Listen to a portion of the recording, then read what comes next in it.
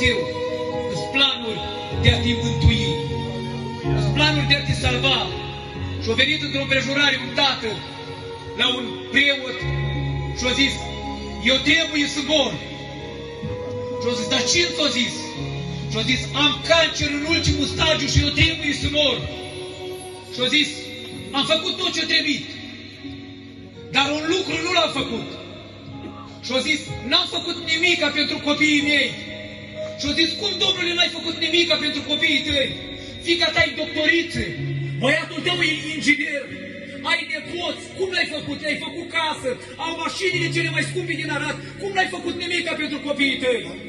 Și-a zis, mor, că sunt cancer în ultimul stagiu și n-am făcut nimica pentru copiii mei.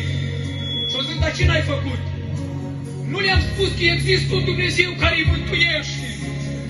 Nu le-am spus că există un Dumnezeu care îi salvează. Nu le-am spus de acel Dumnezeu. Și-a sunat soția în 2 ori. Și-a zis, o murit. Iubiții mei, în seara asta ești aici. Și poți face multe lucruri care te aduci bucurie lui Dumnezeu. În seara asta ești aici și poți face multe lucruri care aduci bucurie familiei, mame, tatălui tău, soției tale, soțului tău, vecinilor tăi. Tu ești în seara asta aici, te-o rânduie Domnul. Și dacă ești aici, vrem ca sângele lui Hristos să curățească.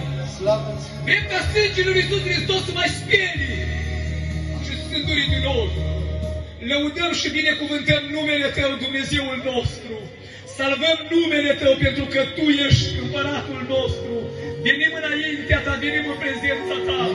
Ești un Dumnezeu al îndurărilor. Ești un Dumnezeu care când îți întinzi Tu mâna, toate capătă viață. În ziua aceasta, Tată, suntem înaintea Ta și Te rugăm să Te înduri. Suntem în prezența Ta și Te rugăm să lucrăm. Pentru aceste suflete care cred în Tine.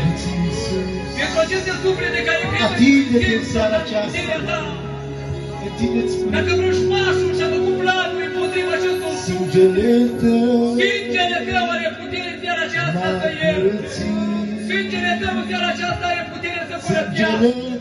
Pentru aceste suflete care au ieșit înaintea Ta de rog să înțelească.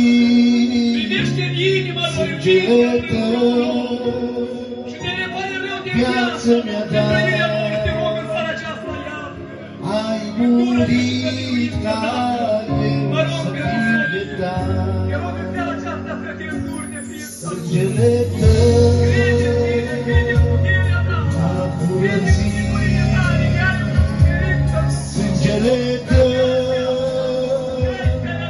m-a curățit, sângele Tău viață mi-a dat.